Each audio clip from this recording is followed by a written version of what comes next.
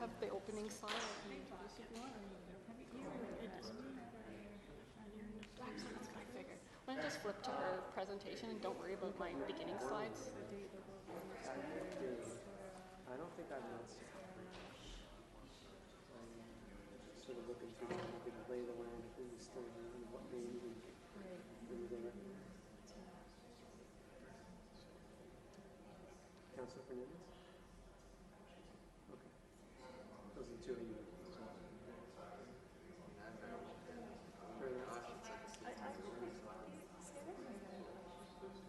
What's Sarah's background?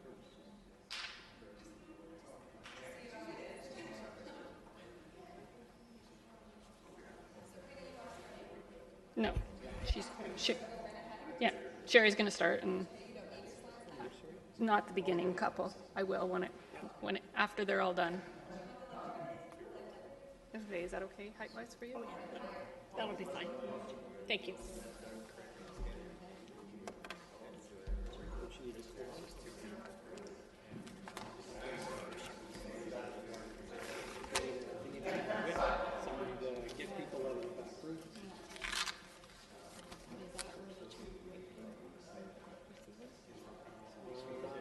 No, I think it was to make sure that they voted along the party lines.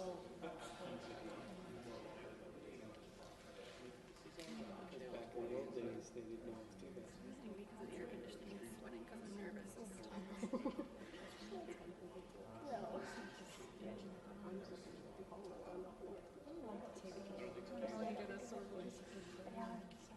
And appreciate now that you're older. Yeah.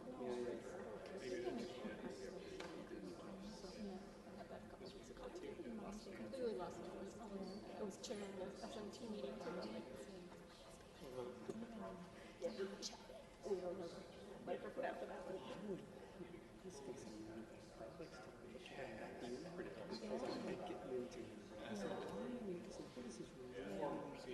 Getting at. I would love to teach those students.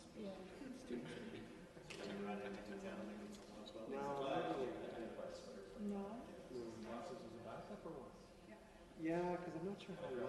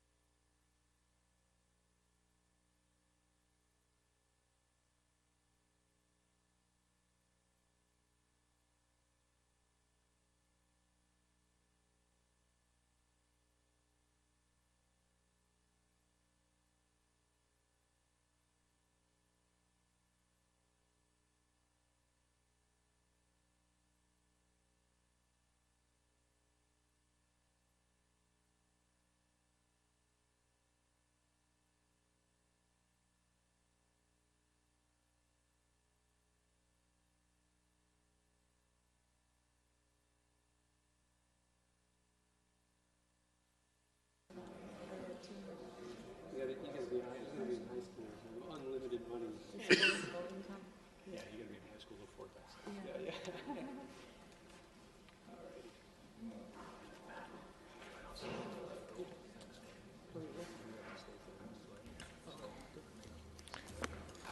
Good afternoon, everyone, and welcome. We'll get going with this afternoon's Audit Committee meeting. Councillors Gazzola and Yanetsky are away at, I think, conference and vacation, and Councillor Galloway-Seelock will be here a little late, but she will be here for Audit Committee. So with that, we will go on to item number 1, which are audited financial statements, and we'll turn it over to you, Sherry. Thank you. I'm pleased to be here today to present the 2014 Annual Financial Report to the Audit Committee.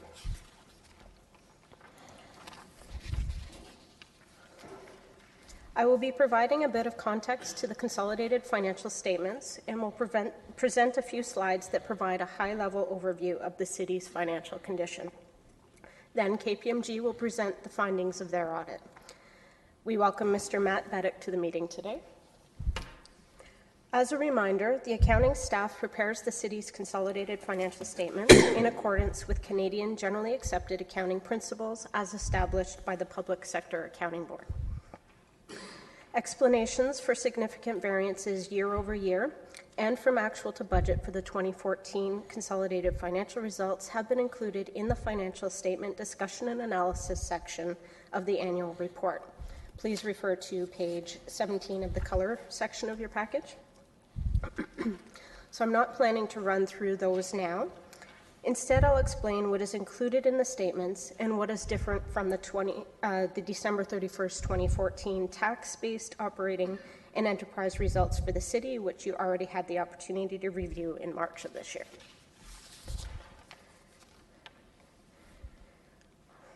The consolidated financial statements combine the results of the tax-based operations, enterprises, local boards, capital activity, and reserve fund activity.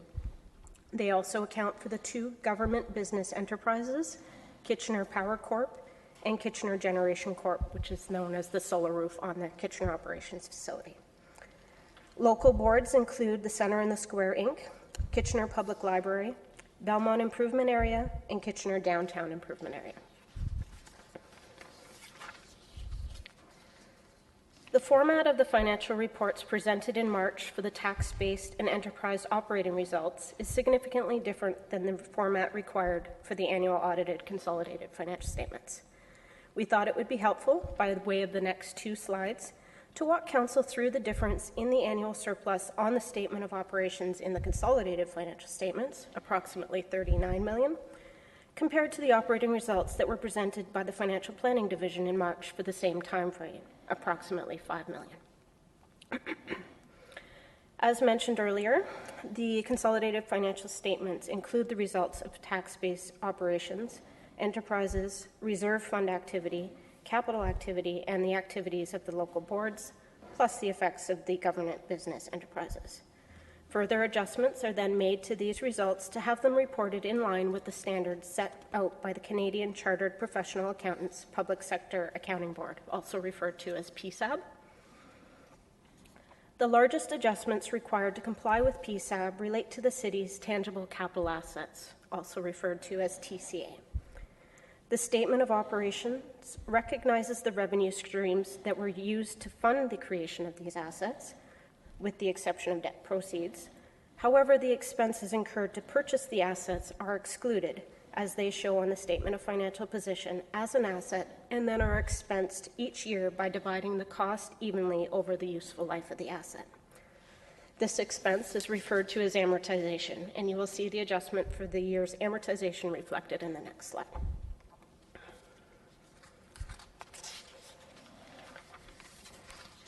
We are required to remove debt proceeds and principal repayments from the statement of operations as the debt is accounted for on the statement of financial position.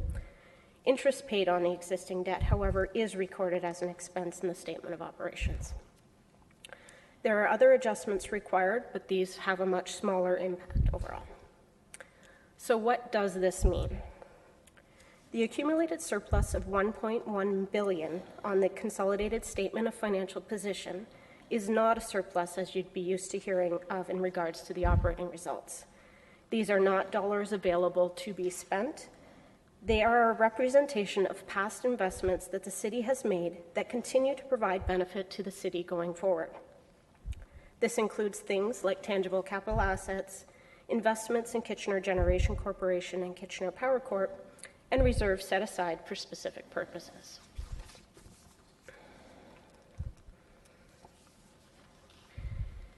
In the previous two slides, we saw that the largest impacts on surplus are those related to tangible capital assets.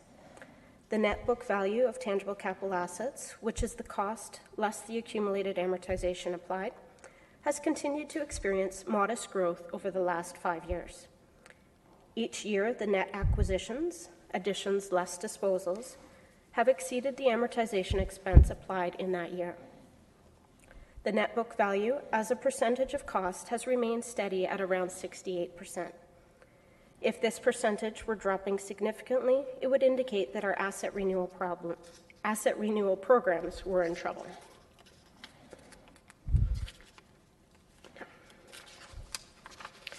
The next few slides will present the financial condition of the city.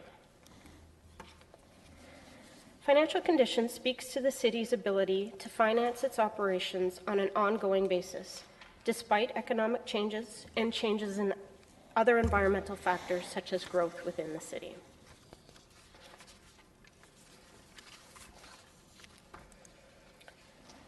This chart shows the 5-year trend in the overall debt balance for the city, broken down between the various purposes of that debt. Municipal debt has decreased from its peak of $112 million in 2013. 2013 was the last year of the EDIF program. Therefore, debt is expected to decrease for the next number of years as that debt continues to be paid down. Net debt per capita, after removing amounts recoverable from enterprises and others, is at its lowest since 2010. This can be seen in Section 8 of the Financial and Statistical Review, which is on page 132 in the annual financial report.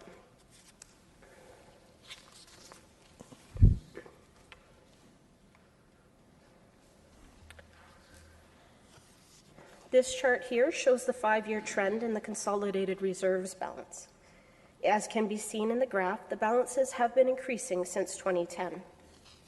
Council passed a consolidated reserve policy in 2012, which provides a framework for building up reserve balances and ensuring they are used as intended. The next couple of slides will provide a bit more detail about the various types of reserves and their balances compared to their target levels. One of the components of the reserve fund policy was categories for improved reporting.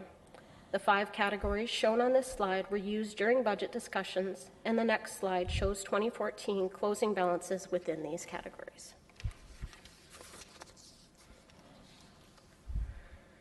This chart is split into 3 sections. The top section shows the actual 2014 ending balance for each of the 5 reserve categories. The middle section shows the target ranges for the reserve categories and how well the reserve meets the minimum target. The bottom section shows the actual 2013 ending balances by reserve category and the change between 2014 and 2013.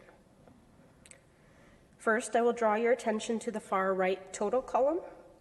Here you can see that the total ending reserve balances in 2014 were $52.5 million, which is 75% of the minimum target balance of $69.6 million, and is up from $47.9 million at the end of 2013. In actuality, most reserves should never transfer from one to the other. Each has to be funded of its own merits through its own funding sources. Thus, a more accurate picture would show that for those reserves that are funded to at least their minimum level, they have $26 million in excess, so that amount above the minimum target. For those reserves that are below their minimum, they have a $43 million shortfall. And again, that's just to reach the minimum target level. Therefore, in summary, the city is still $43 million short for it to have its 43 reserve funds at their minimum level. So although there has been improvement overall, the city is far from being in line with even its own minimum target reserve balances. Further strides were made in improving capital reserves, but there has been a continued draw on the already strapped stabilization reserves, which exposes the city to financial risk factors such as weather volatility.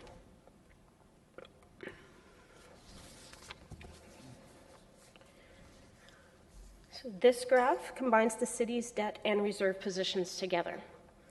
Rating agencies consider a debt-to-reserve ratio of 1-to-1 to be financially prudent, which means the city would have $1 in reserve for every dollar in debt.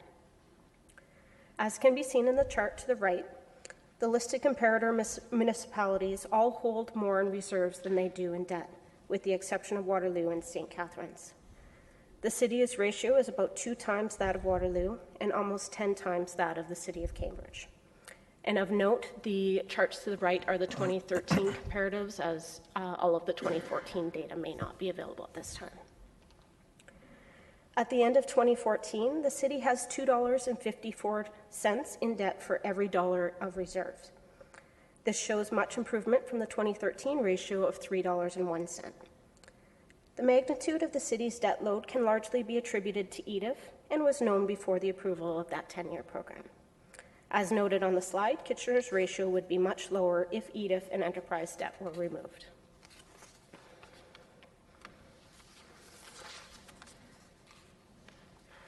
The final financial measure to be presented is also the most complete picture of the city's financial health. Financial position per capita is determined by subtracting total liabilities from total financial assets and dividing by the population. This measure shows that the city has enough cash and investments available to pay everything it owes to others, including its municipal debt.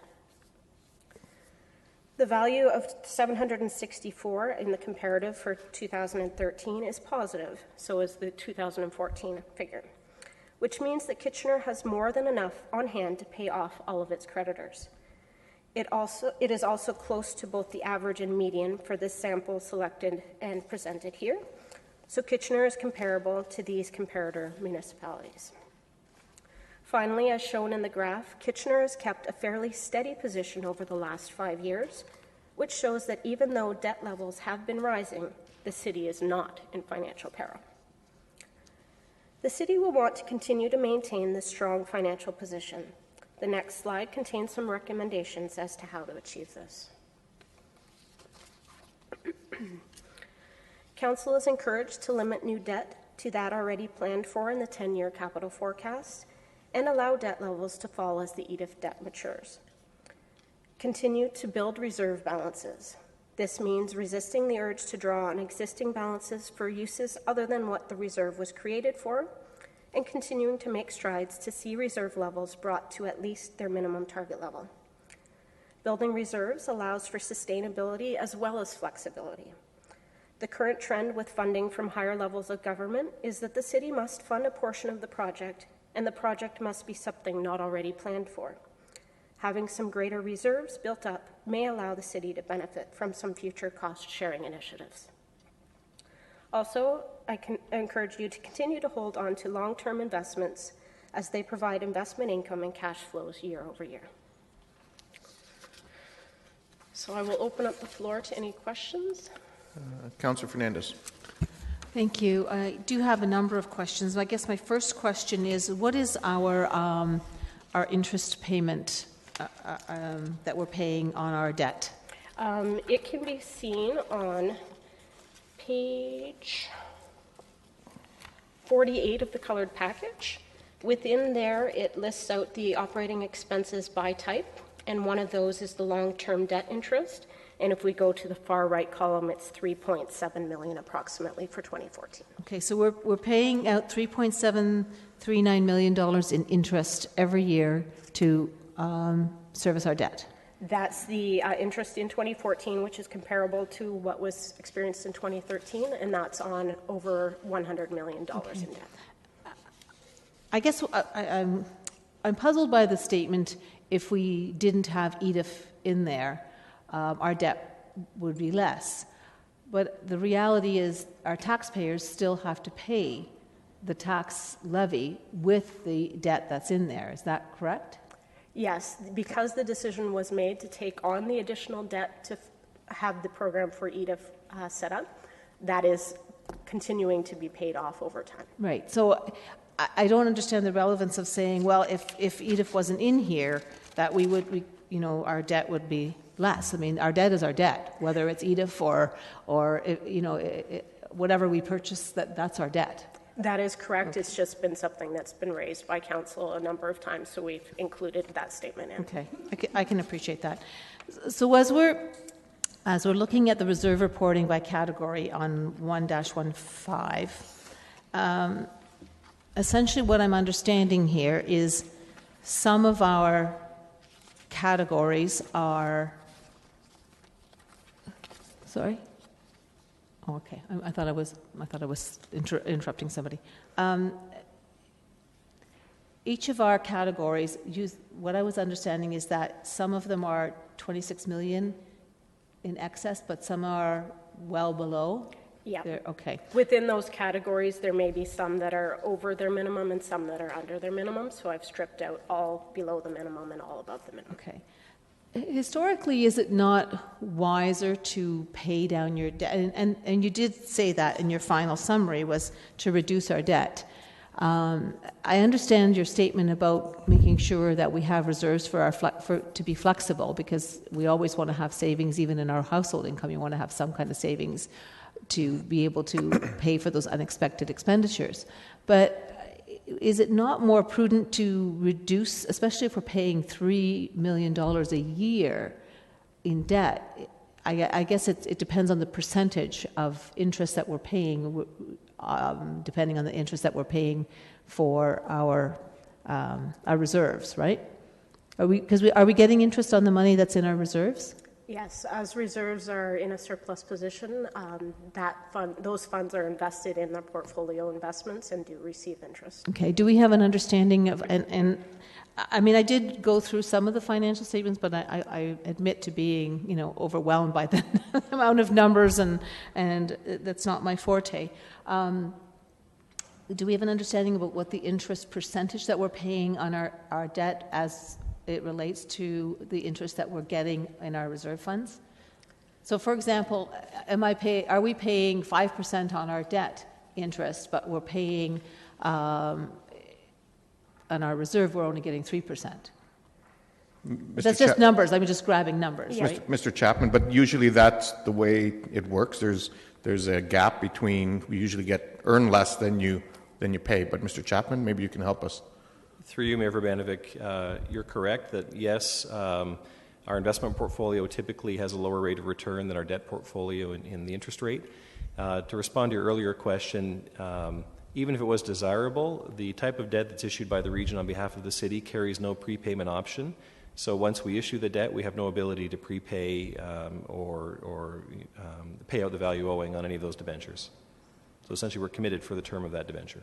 Okay, and I mean, I guess I could compare it to a mortgage. If you're locked it in, you can't really pay a lump sum until it opens up or until you have a certain anniversary kind of thing. Is that correct? Would that be sort of the basic understanding that a citizen might be able to understand?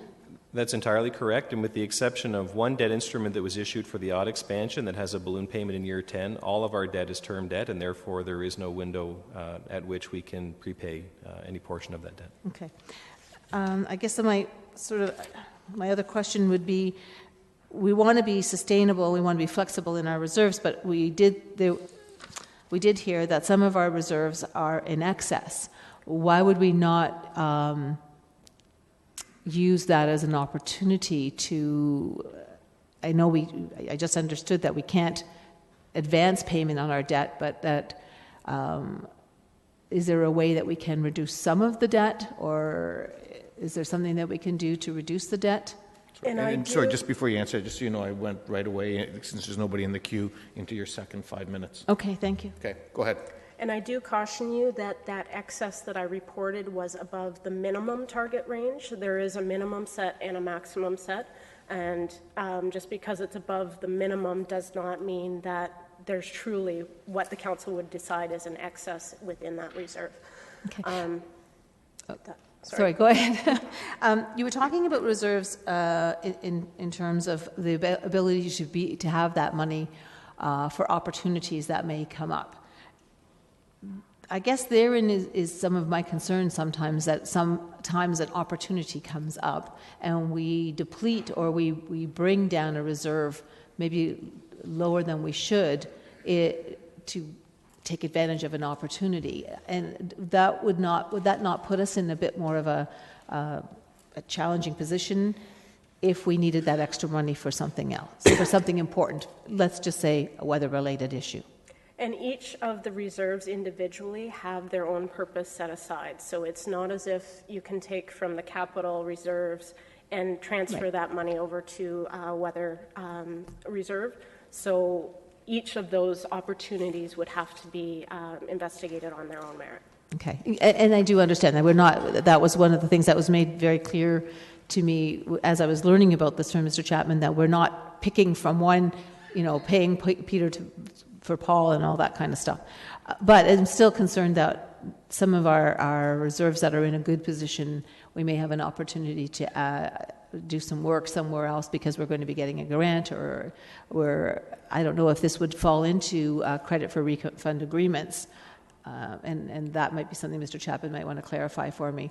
We enter into some of these agreements because it looks good, but it ends up depleting us in that specific reserve category.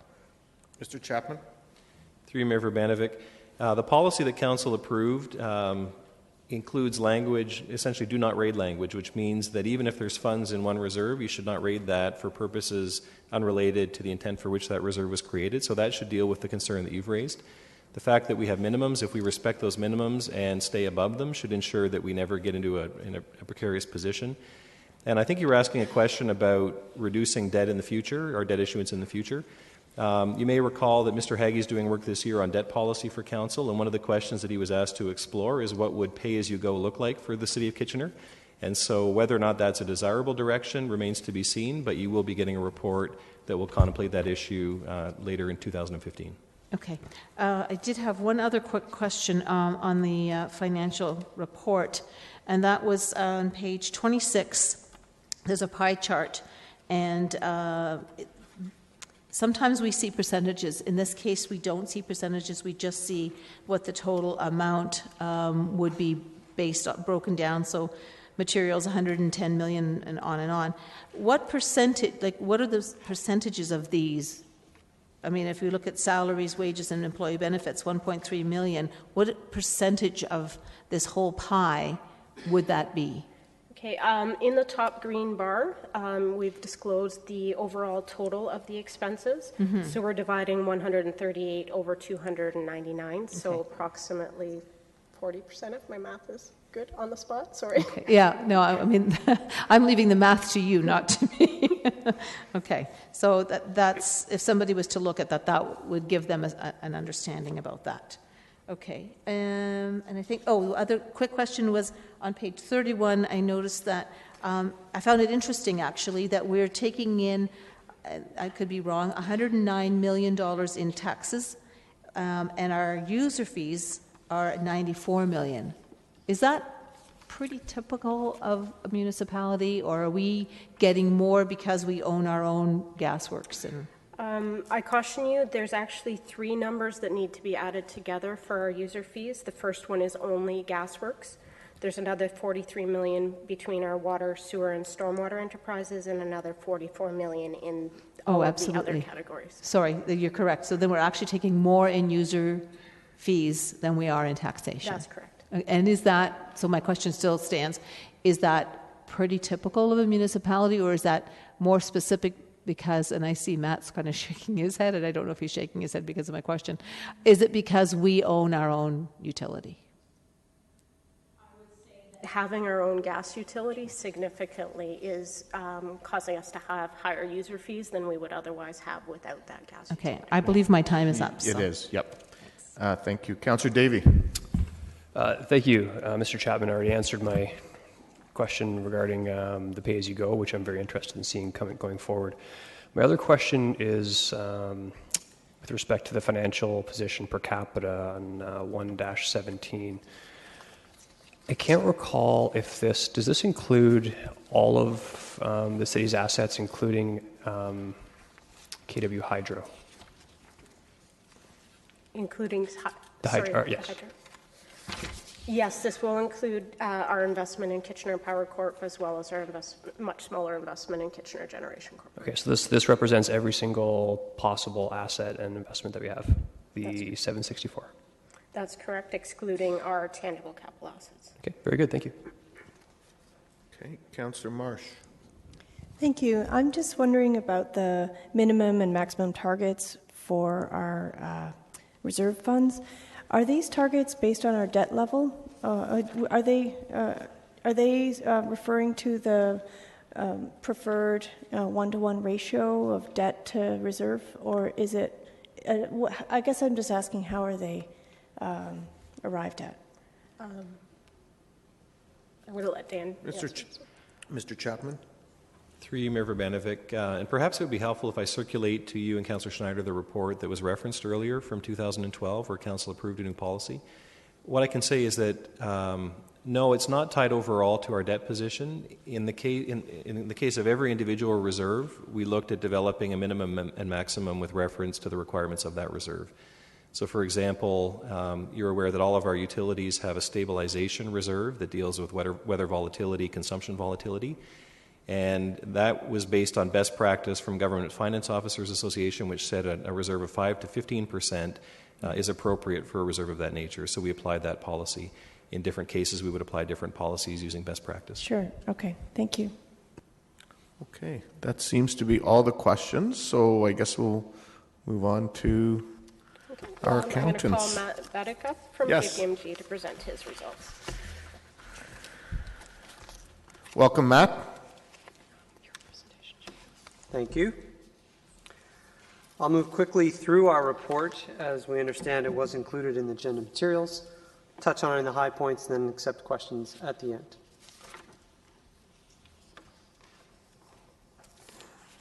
So on the executive summary and status update, we just want to note that we have completed our audit work, and once the financial statements are approved, then our auditor's report will be attached thereon. The auditor's report that is included in your agenda materials is a clean auditor's report. There are no modifications or qualifications. We want to remind the committee that the consolidated financial statements do include the entities that are listed in the middle column, including the Gasworks Utility, Centre in the Square, Kitchener Library, as well as the two business improvement areas. Picking up on a discussion we had at the audit planning meeting back in December of 2014, every single auditor of every single financial statements in Canada is required to include procedures in their audit that deal with the risk of management override in the preparation of the financial statements. Some of the activities that we do to mitigate this risk are looking at selected journals that might have a higher risk tolerance, as well as look at estimates that are made by management, as well as look at significant unusual transactions. Through our work, we did not find anything of significance to report. On the next page, we simply go through a number of significant captions to the financial statements and provide a high-level overview of the types of audit activities that those captions were referring to. But I won't go through those in detail. Part of an audit process is to determine whether the critical accounting estimates included in the preparation of financial statements are appropriate. We're also required to consider whether or not there is any management bias in establishing those estimates, as well as looking at all estimates together as a whole and seeing if there's any management bias. For example, if there are 5 or 15, it's quite a range, but 5 or 6 or 7 different estimates, are they all estimated high or are they all estimated low? We haven't seen any change in the process for determining these, nor have we found any issues or concerns around that matter. One other matter we wanted to bring to Council's attention is the accounting for brownfield and adaptive reuse agreements. Provided a little bit of context here with respect to the programs that the city has in developing such properties within the city, as well as the participation by the Region of Waterloo in some of these agreements. We noted that when a grant is approved by the city, the total amount of that grant should be accrued for and a liability recorded. If at some time that the Region of Waterloo joins the program as well and provides their own tax relief, then a corresponding receivable can be set up at that time. As a result of going through these processes, there was a small correction made to the financial statements in the amount of $200,000. A required communication of auditors to the committee is dealing with adjustments and differences. We're happy to say that any adjustments that have been made to the financial statements have been agreed to by management, and we don't have any ongoing disagreements with anything, and that to the extent there are any uncorrected amounts, these are immaterial both individually and in aggregate. That concludes our formal report. We've provided some additional information in the appendices, but I won't go through that at this time. But through the chair, we'll take any questions. Great, thank you. Councillor Fernandez. Thank you. Thanks for your report. And so my basic question is, when you identified the 200,000 audit correction on the brownfields grant programs, is that a high amount correction, or is it relatively low in relation to? That's relatively low. Okay. And I'll remind the committee that we're dealing with a materiality level of approximately $6 million. So relatively speaking, that's a fairly low number. Okay. Can you speak to the debt ratio, the 2.5 ratio? Can you speak to that, or is that a question that's really outside of the scope of our work. Okay. All right. Thank you. Sorry about that. Any other questions? Doesn't look like. In closing, if I may, I'd like to thank Brenda, Sherry, Roger, and their team for the work that they did and the cooperation we received. Mr. Chapman as well. And we appreciate working with the city. Wonderful. Thanks a lot, Matt. And not a question. And just I just want to thank you as well for the work that you folks do, not just here, but at the library and the center and the square and at Hydro. You've served our community well, and we appreciate that. Councillor Davey. Yes, I just wanted to move the report and comment briefly, if I could. Yep. Sure. So I'd be remiss not to say that I was happy to see this come back as expected. The City of Kitchener is in a strong financial position, and that's largely in part to the good work of staff and more importantly, I think, actually a disciplined council going forward. So I think the recommendations and how we have to go forward in terms of repaying debt, working on our reserves, and most importantly, ensuring that we do not issue further debt, I think is critical to continued financial strength. I also wanted to point out that this is the first year in the first report we've had in many, many years when we've seen our debt levels decline. A sum of close to $10 million was paid off in EDIF, and I'm very, very happy to see that debt trend start to work downwards instead of upwards. Okay. Any other comments? If not, all those in favor? Opposed? That's carried unanimously. Thank you very much, everybody. Thank you to staff. I know a lot of work goes into preparing these statements, and it's very much appreciated, all the work that all of you have done for this. So we'll now move on to item number 2, the second quarter audit status report. And I will turn it over to Karina. Great, thank you.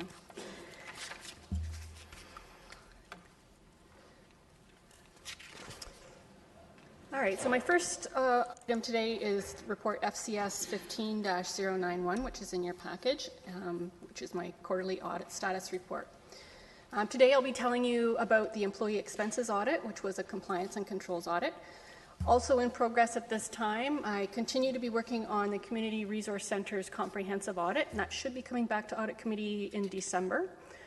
I've also just about completed the Office of Mayor and Council organizational review, which you were all participated in. That should be coming back at the September Audit Committee. So employee expenses.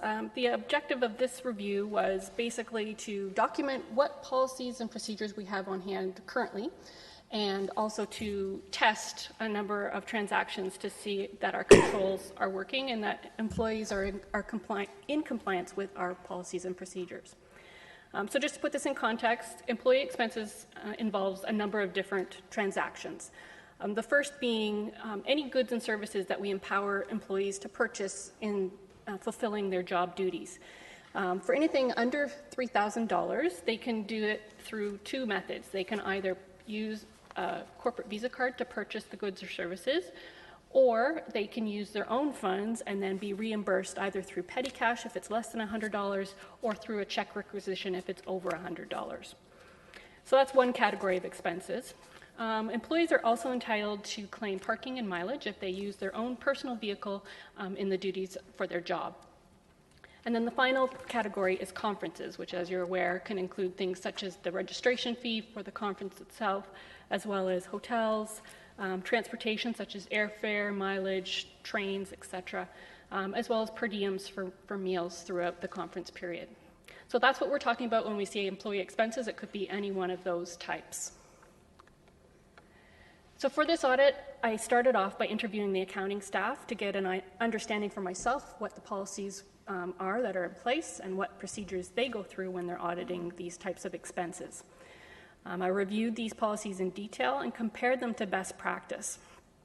I also took a deep look at the past audits that I've done for a number of these topics. So I've done a review of our corporate visa program, parking and mileage, as well as I do annual petty cash counts. So taking a look at what things I had recommended in the past and whether those things had been implemented and what the impact has been. And then finally, I rounded out the review with testing a random sample of transactions from 2014 in all of the different expense categories for employee expenses. So overall, I'm very pleased to say that the processes and policies that we have have very strong controls in place. Any of the transactions that I looked at, I did find that they had legitimate business reasons behind them and that proper backup was attached, so original receipts were included. I did not find any instances of fraud, which is great news. I did find one instance of purchase splitting, which I'll explain a little bit more about when I talk about the Visa transactions. The biggest finding that I will talk about in the recommendation section is that we do not have a consolidated expense policy. So we have a number of standalone policies for each of the different expense processes with instructions. They're all posted in different locations. So it's very difficult for employees to go to one central location to find what they need for their employee expense transactions. So now I'm going to take you through the testing that I went through. The first group of testing was on our petty cash. So just to give you a feeling for what that process is, if someone purchases goods or services for the corporation using their own funds and it's less than $100, what they would do is take the receipts to a petty cash custodian in their location. So they're at our various outside locations. There's a couple here at City Hall and at the COF as well. And they would fill out a voucher that goes with it, which would tell the amount, the reason, business reason for the expense, and the account code that they would charge it to. Their supervisor would sign off on the voucher. When they hand it to the custodian will give them the money, sign off that they've given the money. The employee will also sign to say that they've received it. It's as simple as that. So in 2014, we had about $61,000 worth of petty cash vouchers that were redeemed. And they were typically for things such as office expenses, license renewals, medical notes, meeting expenses such as refreshments, and uniform alterations. So there was nothing that caught my eye as something being inappropriate. They were all very valid business reasons for those expenses. There were a few that were maybe less clear, that could have had a little bit more description as to what they were for, but generally they were all valid reasons. I did find as well evidence that accounting staff, so once a petty cash custodian starts to run out of money in their float, they will go to accounting and hand in all the receipts. Accounting will then audit those receipts and top up the reserve. I have found evidence that accounting is checking up on any that are not clear or that have the wrong signature or are missing information. So from that point of view, there's a very strong back-end process to make sure that people are doing the right thing.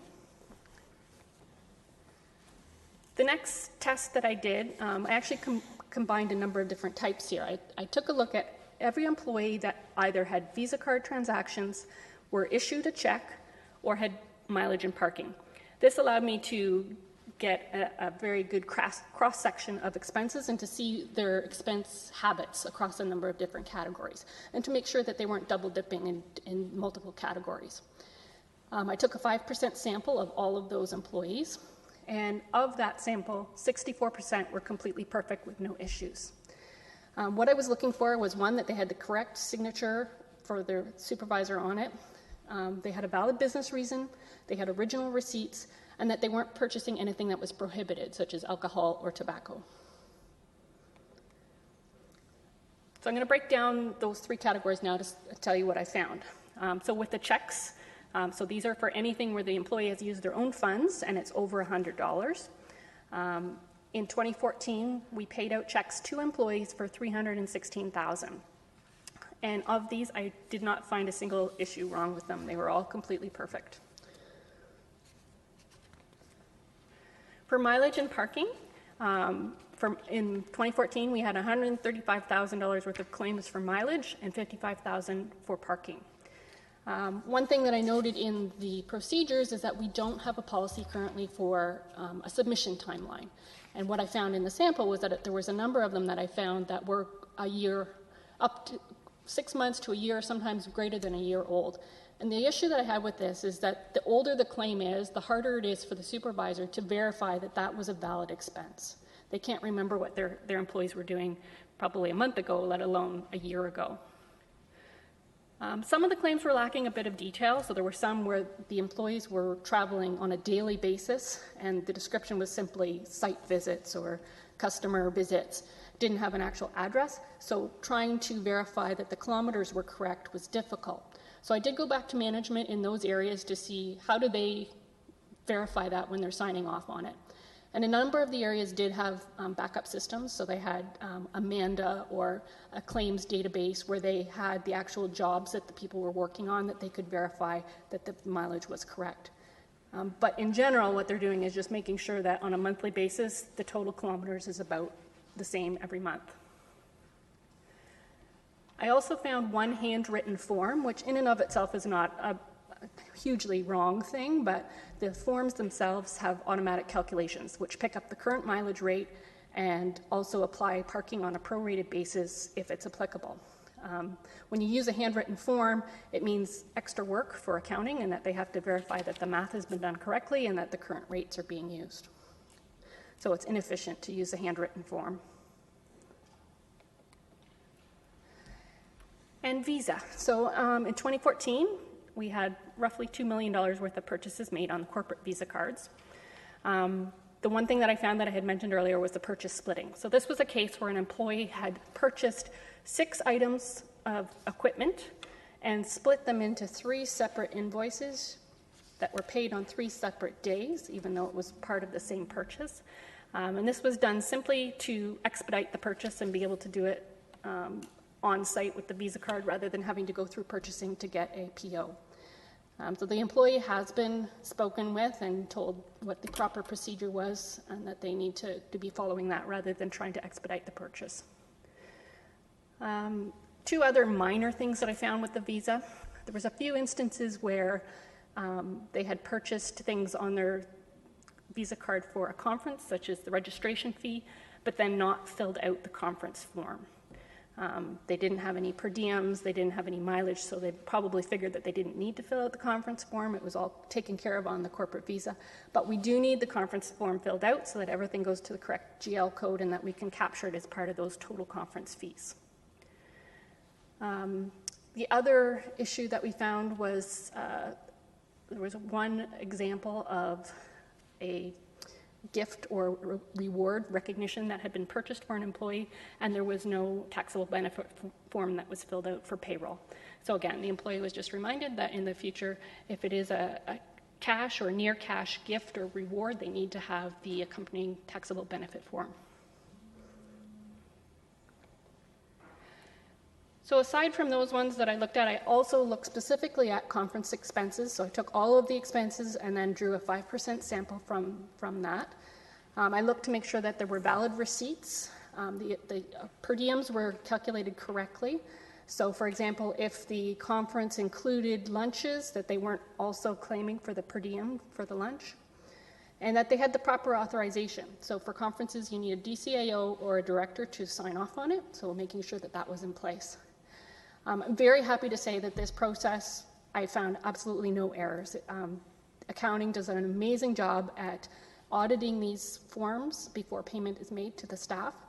The staff person is very diligent in going through everything. I found evidence of checking, even down to things like Googling the kilometers to make sure that they were correct for mileage. So I'm very happy with that process. And one more test that I did, as I mentioned in the scope of this, was to look at all council expenses of all different types. Overall, as you know, you don't spend very much, very small dollars spent for council. And I did not find any major issues. There were 2 examples where I found mileage that was a year or more, but as I mentioned, there is no policy, so it's not wrong. It's just, I would prefer it if mileage was submitted on a more frequent basis. And there was one case where mileage had been submitted that was actually related to a conference, so conference forms should have been filled out as well. Very minor issues, though.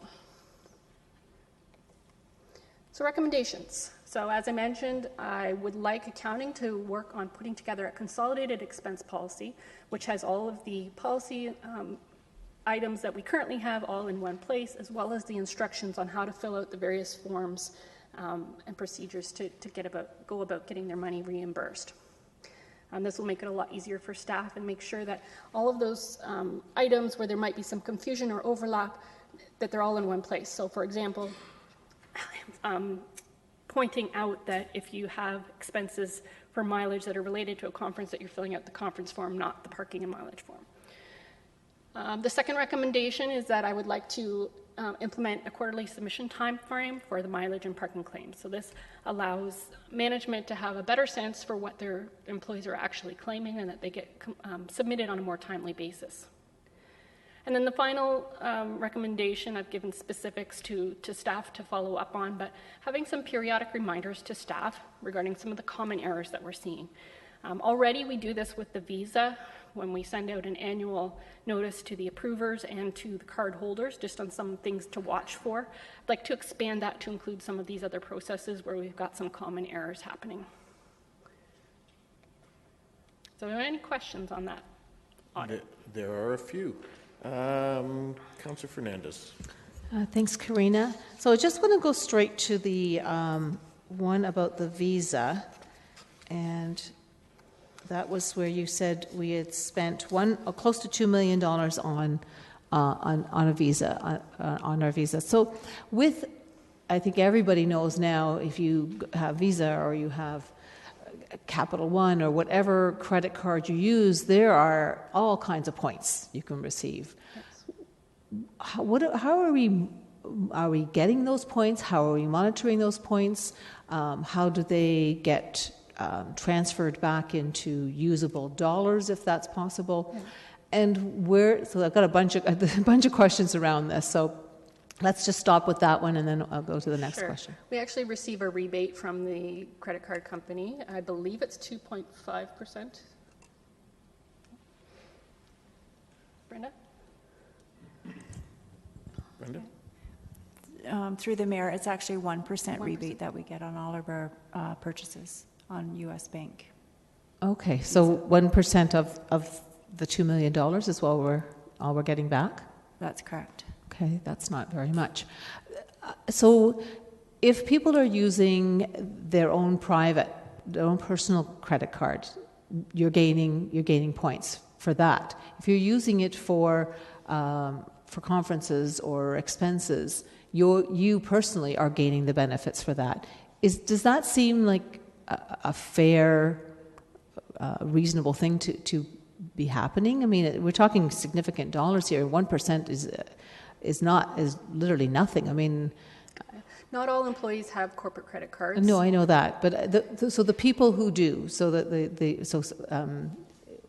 I'm talking about personal credit cards. So, for example, I decided to go to a conference and I put it on my own credit card. I'm gaining points for that. So, is there a policy that we maybe should be looking at where if you're doing something for business with the city, that it should go through one credit card and only one credit card so that the city actually receives the benefit. We got to figure out how to get better than 1%, but... I don't really know how to answer that. I've seen that policy in other companies before where expenses are not allowed to be submitted without using the corporate credit card. But as I said, not all employees have corporate credit cards, so trying to monitor who does and who doesn't as the expenses are coming through, I think it would be an administrative nightmare personally, but I don't know if anyone... Mr. Chapman? Through Mr. Mayor, if you refer to page 2-2 of Karina's staff report, there's the table in the top half of the page, and I think what is telling here is that of the total $2.3 million subject to audit, $2 million of that is coming through Visa and $300,000 through check reimbursement. Many of those check reimbursements are items that could never be funded through a credit card anyways. So the vast majority of employee purchases are happening through corporate Visa. Even if all of those check requisitions were be able to be converted to Visa, that would equate to about a $3,000 rebate. So I would suggest that most costs are going through corporate Visa at present, and the additional rebate, if we were successful in moving everyone towards corporate Visa, would be very negligible at this point.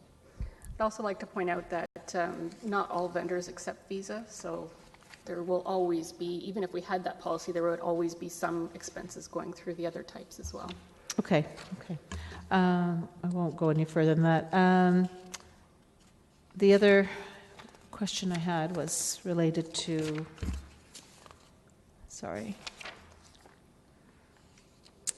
when you're talking about the purchase splitting, that on 2-21, do we have a sense of how much that was? It was on that roughly, purchase? I'm trying to think, each one was under 3,000, so it was under 10,000 total. And I did verify that the inventory actually exists. I wanted to make sure that it wasn't a case of faking the invoices. Okay. The conference expenses, when you were talking about the sample that you did, that was the wrong. Yeah, the sample you did was only a 5% sampling. Considering the amount of money that's spent, is 5% a significant enough of a sampling? I believe it is. It's standard percentage that I use in all of my audits. As well, there were some conference expenses that were captured in the other tests, the Visa checks and mileage. There were some within that as well. And I'm quite satisfied by going through what the procedures are and what I saw from the staff member involved, that there is very, very little risk in that area. So I think 5% is suitable. Is there a way that we can reduce our mileage and parking claims?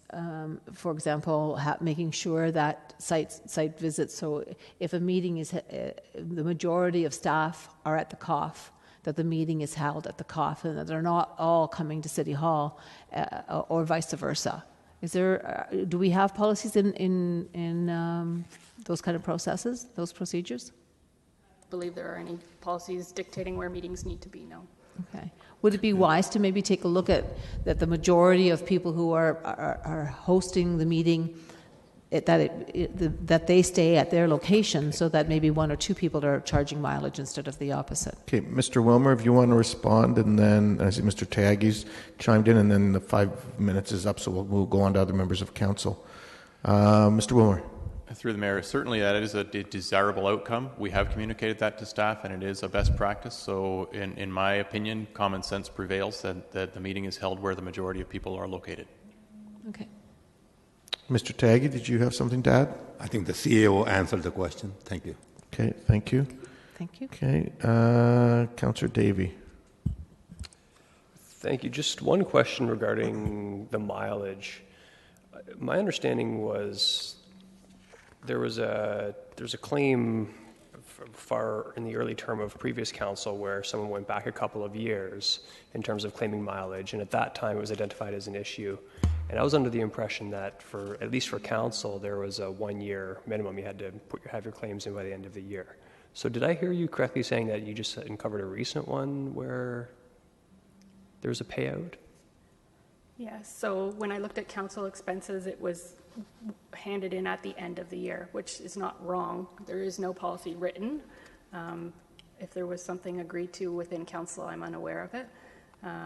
but my recommendation is that it be submitted quarterly. Okay, and was it the end of the year for the current year? Yeah, so it was 2014 expenses submitted early in January. Okay, I'm hugely in favor of that recommendation. Thank you. Councillor Marsh. Thank you.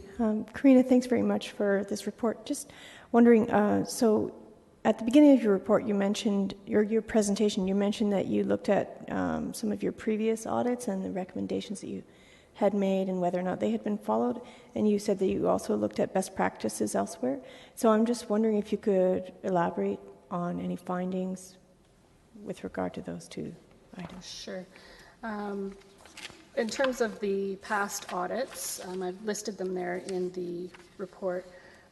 Most of them I had done an original audit and then a follow-up audit, in which case I had confirmed that the recommendations had been implemented and that there were significant improvements. So there weren't any areas of high risk coming out of those. I did need to refresh my memory just to make sure, but that's where we started the review, was what was done in the past. In terms of best practice, a number of the things we are already doing. So the main one that came out of it that we are not doing is the consolidated expense policy. Most of the other things we are doing. There was one exception, and that was making sure that all payments are made through electronic funds transfer, but that's only if you have an electronic expense program, which we do not, so it really didn't apply. No. Okay, so today was the first time, just a very minor thing, that I learned that we pay for medical notes. Yes. That's nice of us. Is that a best practice? Does that happen? That was a new policy that was implemented just recently when we went to the attendance management with our benefits provider. So they are requiring people to provide medical notes for their absences, so it was a decision made that all staff would be reimbursed for those medical notes that are being required. Okay, thanks. Councillor Etherington. Through you, Mr. Chair, a couple of quick questions. When it comes to mileage and conference expenses, could you just clarify for me, do we have a timeline in place for councillor claims? For mileage, just straight mileage, no. It's similar to employees. There is no policy currently in place. In terms of conferences, the policy is that within 30 days of returning from the conference, you will submit your expenses. So if there is a late claim by a councillor for mileage, it's still paid? Yes. Okay. Only up to the current year. Right. That's the policy, correct? Yeah. Through the mayor, we have a policy specifically for council that the expenses, any expense must be submitted by January 31st to be eligible for reimbursement, including mileage. And what happens if it's not? It's technically not allowed to be reimbursed. Thank you. And who reviews councillor expenses in general through the year? The mayor, I can answer it. I mean, the mayor signs off on council expenses, and the CAO signs off on the mayor's expenses, and vice versa. The mayor signs off on the CAO's expenses. And then from there, they go through all the checks and balances that everything else goes through in accounting. Yeah. Thank you very much.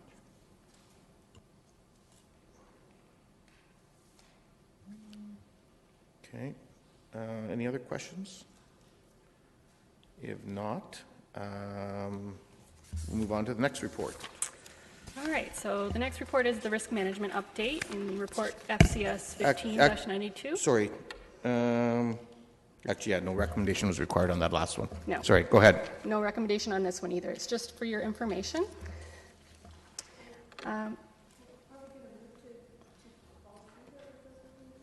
No, because it's an internal staff direction, so they just do it.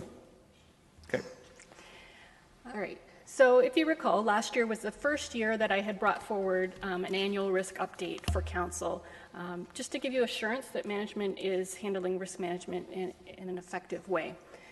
In that report in June last year, I had said that my goal is to really embed risk management across the corporation so that we have staff at all levels thinking in risk management terms as a daily process. So they're looking at what are the things that could stop me from meeting my goals and how do I mitigate that. And I had indicated at that time that there's 3 levels that we really need to look at in order to have that embedded into our culture. It's at the governance level, process and tools, and then at the frontline level with staff training and experience. So today I'm just going to walk you through some of the things that I've done since last year in those 3 areas, and then looking forward what we can expect next year. So on the governance side, not much has happened in this category. We continue to have a risk management policy. And this is, as I mentioned, the 2nd annual report to Audit Committee, which I'll continue to do each year. On the process and tools side, I've created a number of different templates for risk assessments, very specific to our industry. So we've got a number of them for building projects, a number for road construction, general projects, for business divisions, as well as instructions on how to go about doing a risk assessment. And I've placed all of those on an O drive where anyone can access them. I've also made risk assessments a standard part of any service reviews and comprehensive audits going forward. So that's one of the first things that I will be doing when I do an audit, is to identify what risks could harm the division from meeting their objectives. With regards to staff training and experience, as I mentioned before, I created the Risky Business Capacity course, which I've delivered 2 sessions of now and have trained 25 different staff.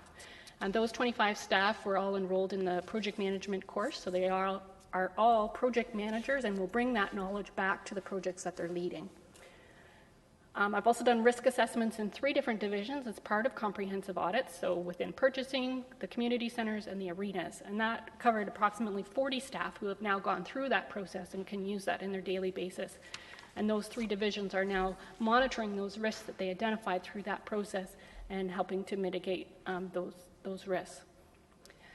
I've also got 2 examples of 2 other initiatives throughout the corporation that where staff have come to me for advice on what to do and how they could apply risk management concepts to help prioritize some of their work. So the first one is an example with the water and sewer main reconstruction. So they will be building a process where they can prioritize their reconstruction projects based on the impact of a water main or sewer main break. So what is around that particular location? Is there a hospital, or is it a vacant field, or what impact would it have? And then what's the likelihood of a break actually happening? So what is the condition of the pipes and the surrounding area? So using those 2 factors, the likelihood and the impact, they can help prioritize what order they do their projects in. The second one is an example from Legislative Services, who are currently working on a policy review, where they're looking at all of the council policies and will be bringing back ones that need major updates or revisions. So they wanted to know what order should they do them in, because it's going to be a long process to bring them all forward. So we've decided on a process where they will prioritize them based on, first of all, the impact of not changing the policy. So if we don't change the policy and it gets enacted, will there be life and death impact? Will there be financial impact? Will there be embarrassment for the city? Those are just some of the things that could happen if we don't change particular policies. Then, how often is the policy used? So is it one that is used once in a blue moon, or is it something that is being used every single day, in which case that impact would become a reality? So those 2 factors will, again, help them prioritize which policy review items come forward to council in what order. So those are 2 really good examples of how this is being embedded into the way that we do business, and people are starting to use these techniques.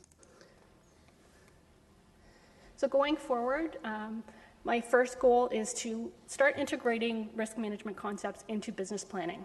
So I'm going to be working with Lori Major in the coming months to figure out a way that we can work that into the business planning cycle. It may not end up in the actual business plan that you would see what the risks are, but I want people to start thinking about what are the risks that will impact them and could stop them from meeting those business plan objectives, the projects that they've set out or their core service.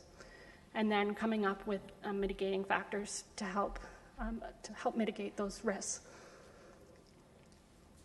Also, I'd like to add the templates that I talked about earlier to the intranet so that they're more widely available, and help promote them. Because right now, the only people that know about that O drive are the people that took the course. So I'd like to promote that across the city so that everyone can get to those templates. The capacity course will continue to be offered, although there won't be specific dates. It'll be in the catalog as on request only. So if any teams or groups would like the training, I'm more than happy to come to their teams and provide it for them. And then going forward, obviously, there'll be more risk assessments that are done as I do more audits. So each time I do a comprehensive audit, it will be included in the audit plan. All right, are there any questions on risk management? Councillor Fernandez. So risk assessment to me means, sometimes we daren't step out the door because we might slip on a sidewalk or trip over something. This is a different kind of risk assessment, I think, what you're explaining. Would that be a better understanding? That is a very basic example that you've given, and it can apply to anything. So it's basically identifying what are the things that could stop us from meeting our goals, whether that's a project goal, whether that's a divisional goal, and then determining what do we need to stop that risk from happening, whether we transfer the risk to someone else through insurance, whether we eliminate the risk completely, or whether we just mitigate it. Okay, so it's pretty clear and evident that risks, especially in our operations division, would be very obvious to the average citizen. If we don't fix the sidewalk, we don't plow the street, we don't cut the trees, we don't, all of those things are very obvious. But where would risk be less obvious? For example, I was thinking of in our HR department or our communications department, things that there's not really a tangible evidence of if we don't do a risk assessment. I mean, they can range across all 7 categories of risks that we have. So just as an example, some risks that I've come across within divisions that may not be obvious to citizens, there may be high turnover risk. So because employees are dissatisfied or there's something going on in the division, they may have a higher than normal risk of losing key staff. So that's a risk that needs to be mitigated. They need to do something about that. There may be risks just related to their processes. So risks that we're spending excess money or not being efficient because a process needs to be revised, things like that. So those are not obvious to the public, but they are things that we identify through these divisional risk assessments or through a project risk assessment that could be mitigated. So is the risk assessment essentially the hope of that is to create better efficiencies and to make sure that our processes and our policies are not only adhered to, but that they are beneficial to the end user, which would be our residents and our citizens in the city? That is certainly one outcome, but the overall goal of risk assessment is that we meet our objectives, regardless of what they are. Okay, all right. When are you offering the next course? Whenever you'd like. Okay, I'll check with you and we'll sign up. Thanks. Any other questions? Okay, I think that looks like it's it. Great job yet again for the work on these 2 audits. And on behalf of council, thank you. You're a small show, but you do mighty amounts of work. So thank you for that. So motion to adjourn, moved by Councillor Marsh. All those in favor, opposed, that's carried. We'll do the special council part right